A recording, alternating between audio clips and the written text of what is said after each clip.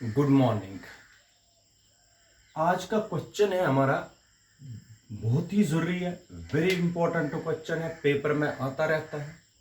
Last years के paper देख लीजिए, बहुत सारे पेपरों में ये आता रहता है। क्वेश्चन है, derive an expression for force acting पर unit length. Per unit length means length is 1 between two long straight conductors carrying current in the same direction and hence define ampere। याद रखिए क्वेश्चन, इसी से ampere की definition भी बनती है, लेकिन आपको मैं पहले समझाता हूं कि क्वेश्चन क्या है। ये दो लॉन्ग स्ट्रेट कंडक्टर्स है, ठीक है, ये पैरेलल है, पैरेलल टू ईच अदर। इनमें करंट, इसमें I1 चल रही है, इसमें I2 चल रही है, ठीक है। एक तो हमें निकालना है इनके बीच में फोर्स कितना है, कितना फोर्स आएगा, और क्या ये करंट चलने की वजह से इसमें करंट चलेगी, इस कंडक्टर में करंट चलेगी, क्या ये अट्रैक्ट करेंगे कि रिपेल करेंगे जब सेम डायरेक्शन में होगी करंट। अगर करंट सेम डायरेक्शन में होगी, सेम डायरेक्शन में करंट होगी, क्या ये दो अट्रैक्ट करेंगे कि रिपेल करेंगे, क्या ये नजदीक आने की कोशिश करेंगे कि दूर जाने की कोशिश करेंगे, एक ये है। और दूसरा निकालना है, ये इस पर कितना फोर्स लगाया, फर्स्ट कंडक्टर सेकंड कंडक्टर पर कितना फोर्स लगाएगा, सेकंड कंडक्टर फर्स्ट कंडक्टर पर कितना फोर्स लगाएगा, और फिर हमें डिफाइन करना है एम्पियर। अंडरस्टैंड करो, दो पैरेलल लॉन्ग कंडक्टर्स है, उनमें करंट चल रही है सेम डायरेक्शन में, हमें बताना है कि ये अट्रैक्ट करेंगे कि रिपेल करेंगे, एक चीज। और हमें निकालना है फोर्स पर यूनिट लेंथ, क्योंकि ये बहुत बड़ा है तो हमें यूनिट लेंथ लेनी है 1, और फिर डिफाइन करना है एम्पियर। ये आज का क्वेश्चन है, मगर लॉन्ग स्ट्रेट पैरेलल कंडक्टर्स के बीच में फोर्स बताना है, अट्रैक्ट करेंगे रिपेल करेंगे, और एम्पियर को डिफाइन करना है। शाबाश, ये क्वेश्चन बड़ा इंपॉर्टेंट है, तो हम इसको शुरू करेंगे। सबसे पहले दो पैरेलल कंडक्टर्स ले लीजिए, 1 और 2। This is first conductor, this is second conductor. Diagram समझ आ गई तो क्वेश्चन मेरा हो गया। इसको नाम रखेंगे C1 D1, इसको C2 D2, ठीक है। इस कंडक्टर में, फर्स्ट कंडक्टर में करंट चल रही है I1, सेकंड कंडक्टर में करंट चल रही है I2, ठीक है। ये पैरेलल कंडक्टर्स है, इनके बीच में डिस्टेंस हमने रखी है R। हमें बताना है ये दो लॉन्ग कंडक्टर्स आपस में अट्रैक्ट करेंगे कि रिपेल करेंगे, एक चीज ये। और ये बताना है इसमें करंट चलने से इस पर कितना फोर्स आएगा और इसकी वजह से इस पर कितना फोर्स आएगा। कल जो मैंने आपको क्वेश्चन बताया, अगर एक करंट कैरिंग कंडक्टर, इसमें करंट चल रही थी कंडक्टर में, और हमने रखा था मैग्नेटिक फील्ड में, नॉर्थ पोल और साउथ पोल के बीच में रखा था, मैग्नेटिक फील्ड के बीच में रखा था हमने, तो जो फोर्स आया था कल मैंने आप लोगों को बताया, वो फोर्स जबानी याद रखना है, ILB sin थीटा, ठीक है। अगर थीटा 90 डिग्री होता है तो F is equal to ILB, ये कल मैंने पढ़ाया था। ये इक्वेशन बहुत ही जरूरी है, इसमें यूज हो रही। अब देखो, शाबाश, इधर सुनिए, ये देख लीजिए, अगर पॉइंट P यहां पर है, पहले केस फर्स्ट है, केस फर्स्ट सुनो।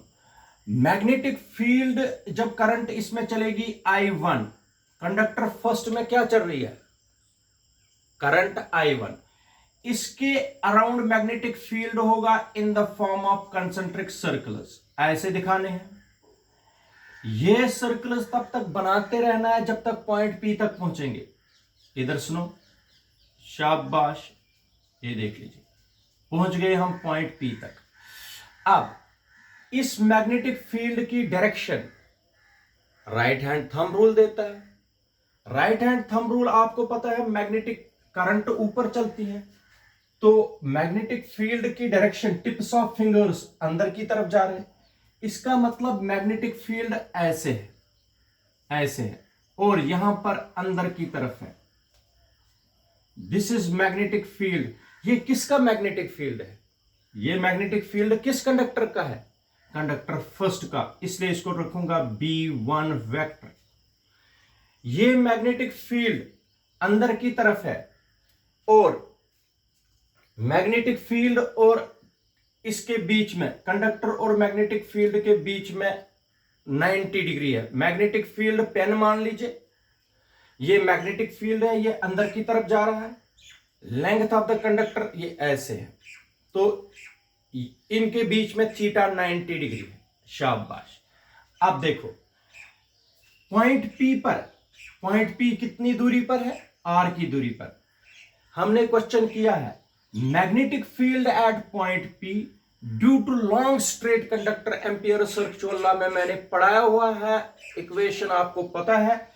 Magnetic field at point P due to long straight conductor C1 D1 is equal to, शाबाश, B1 is equal to mu naught upon 4 pi twice I1, क्योंकि I1 है, upon R।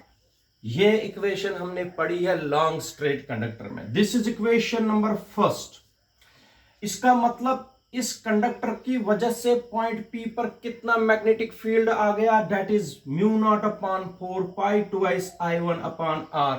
ये आपको जबानी equation याद रखनी है, इसके बगैर कोई भी अल्टरनेटिव नहीं है। आपको ये याद रखनी ही रखनी है, क्योंकि हमने ये डिराइव की हुई है। शाबाश। Magnetic field at point P due to long straight conductor C1 D1, P पर कितना मैग्नेटिक फील्ड पहुंचा इस कंडक्टर की वजह से, वो ये है। शाबाश। मगर अब देख लीजिए ज्यादा इंपॉर्टेंट पॉइंट क्या है।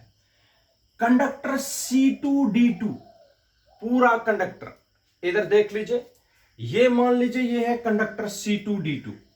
अब ये C2 D2 किसकी मैग्नेटिक फील्ड में आ रहा? ये किसके मैग्नेटिक फील्ड में आ रहा? मैग्नेटिक फील्ड तो इसके बाहर भी जाएगा ऐसे, तो मैग्नेटिक फील्ड किसके मैग्नेटिक फील्ड में कंडक्टर आ रहा? C2 D2 किसके मैग्नेटिक फील्ड में आ रहा? C1 D1। फर्स्ट कंडक्टर की वजह, फर्स्ट कंडक्टर के मैग्नेटिक फील्ड में सेकंड कंडक्टर आ रहा है। फर्स्ट कंडक्टर के मैग्नेटिक फील्ड में सेकंड कंडक्टर, इसका मतलब है current carrying conductor C2 D2 lies in the magnetic field of C1 D1। Understand करो, ये पॉइंट बड़ा इंपॉर्टेंट। कंडक्टर C2 D2 किसके मैग्नेटिक फील्ड में लाई करता है? C1 D1 के। अगर कंडक्टर C2 D2, अगर ये वाली लाइन इसमें, ये कंडक्टर इसमें लाई करता है मैग्नेटिक फील्ड में, तो शाबाश, इस पर आ जाता है force. when current carrying conductor is placed in a magnetic field, it experiences force। Conductor second पर आएगा फोर्स। वो फोर्स कल मैंने आप लोगों को बताया, वो होता है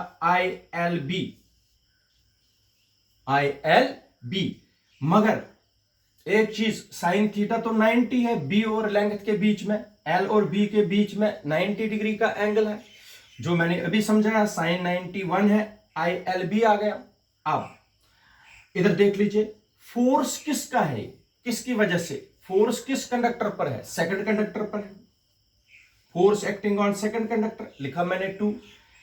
किसकी वजह से, किस करंट की वजह से आ रहा है? शाबाश। सेकंड कंडक्टर में कितनी करंट चल रही है? I2। लेंथ लेंगे यूनिट। अच्छा, मैग्नेटिक फील्ड किसका है? फर्स्ट का। ये फिर से क्लियर करो। और लेंथ लेंगे हम यूनिट। लेंथ हम यूनिट लेंगे तो क्या बनेगा, Fi2 into B1। This is equation number second. मैं फिर से बताता हूं, ये आ गया समझ तो हमारा क्वेश्चन हो गया। फोर्स किस पर आएगा, सेकंड कंडक्टर पर, किसकी वजह से, किसके मैग्नेटिक फील्ड की वजह से, फर्स्ट की। कितना आएगा सेकंड कंडक्टर पर, F2 is equal to, formula है F is equal to ILB। किस पर फोर्स आएगा, सेकंड कंडक्टर पर, हो गया F2। करंट कितनी चल रही है ये सेकंड कंडक्टर में, हो गया I2। लेंथ लेनी है यूनिट लेंथ, एक्टिंग पर यूनिट लेंथ, हो गया मल्टीप्लाई 1 मल्टीप्लाई B, किसका मैग्नेटिक फील्ड है, फर्स्ट का, हो गया B1। ठीक है, तो वही लिखा मैंने I2B। लेंथ क्या लेनी है, यूनिट लेंथ, शाबाश। F2 is equal to I2B1। B1 मैंने निकाला हुआ है, क्या यार, B1 का वैल्यू यहां से पुट करो, ये बढ़ेगा μ2/4 पाई 2 I1 और ये I2/R। This is equation number third. शाबाश, यहां तक समझ आया। तो अब इस फोर्स की डायरेक्शन देनी है, वो इंपॉर्टेंट पॉइंट है।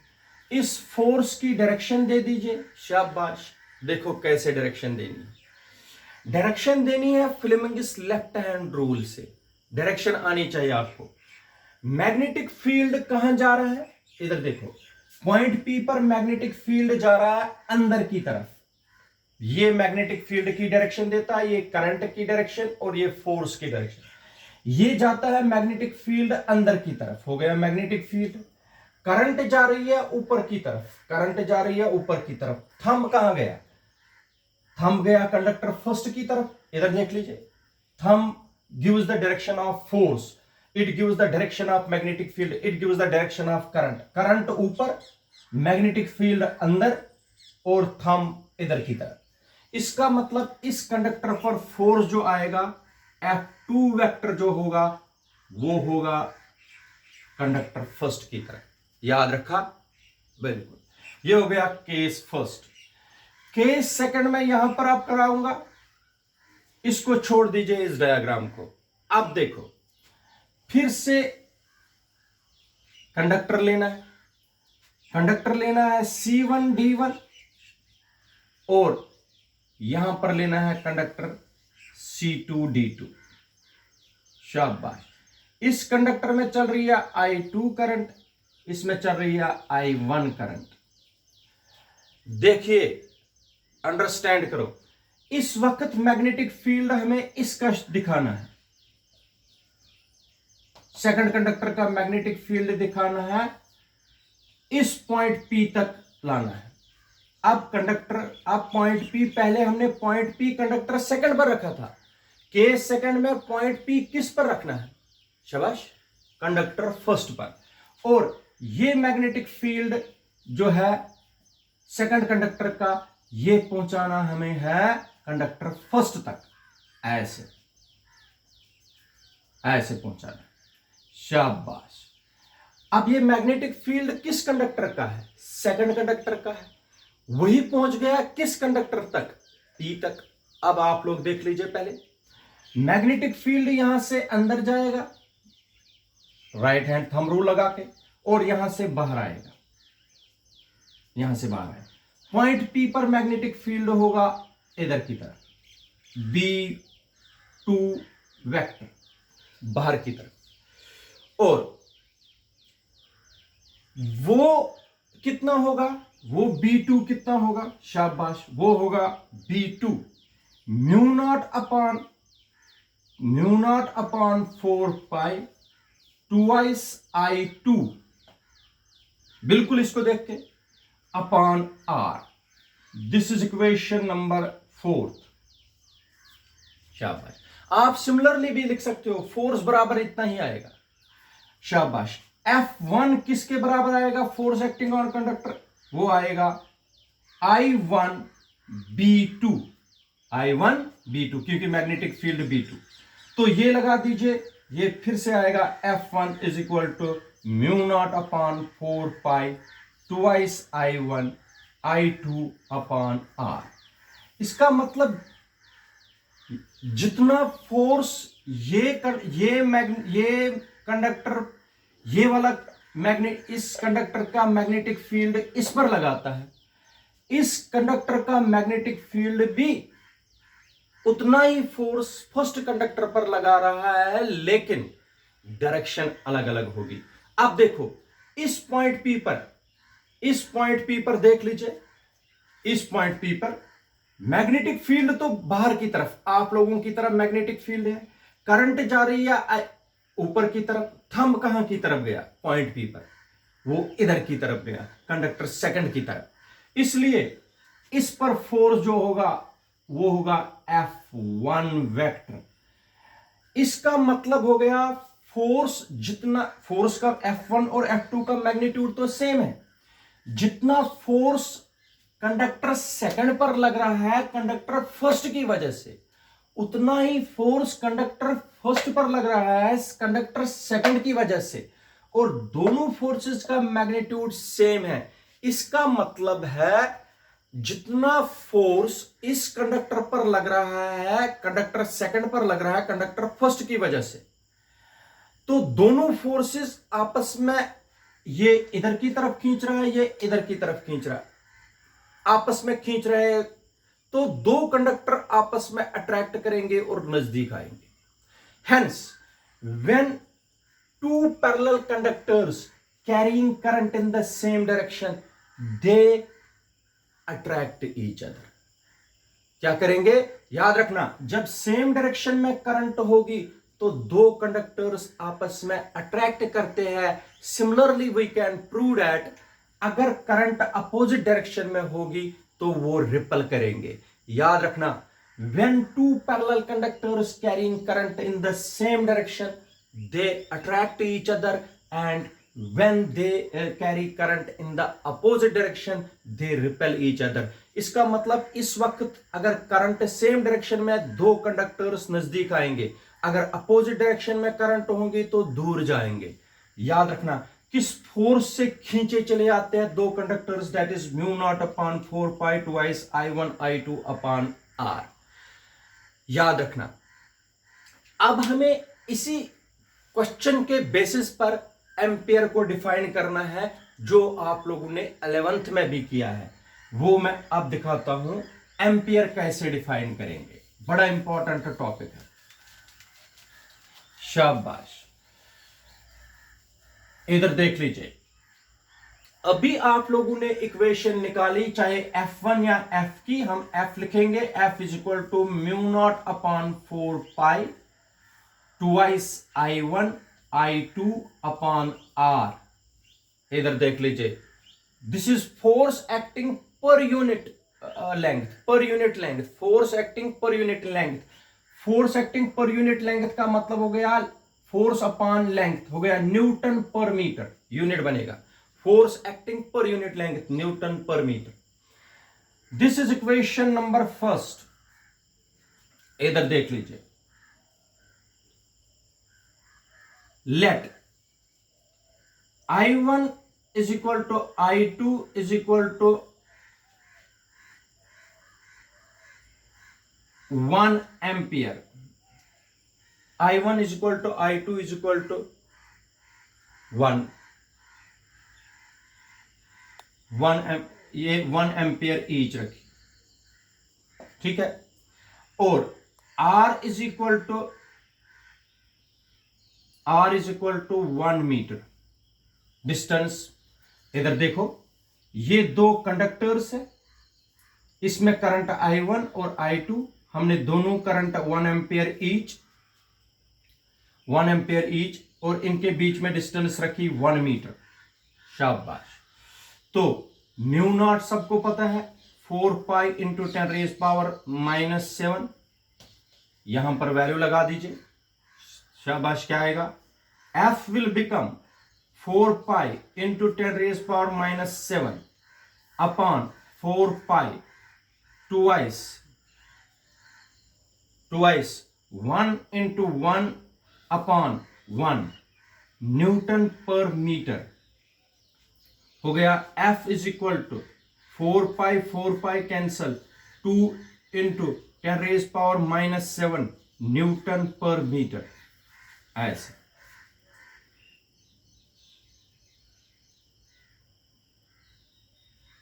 देखिए 1 ampere is that much current, 1 ampere is that much current which flows through, 1 ampere is that much current which flows through two parallel long straight conductors carrying current in the same direction। फिर से बताता हूं, 1 ampere is that much current which flows through two long straight current carrying conductors which are separated by a distance of 1 meter and exerts a force of 2 into 10⁻⁻7 newton पर metre on each other। फिर से सुनिए, 1 ampere of current is that much current, 1 ampere of current is that much current which flows through two parallel long straight conductors which are separated by a distance of 1 meter, exerts a force of 2 into 10⁻⁻7 newton पर metre on each other. ये हो गई definition of ampere. इस question को 1-2 बार सुनिए, देखिए और rough पर निकालिए, तब जाके पेपर में आएगा। Thank you.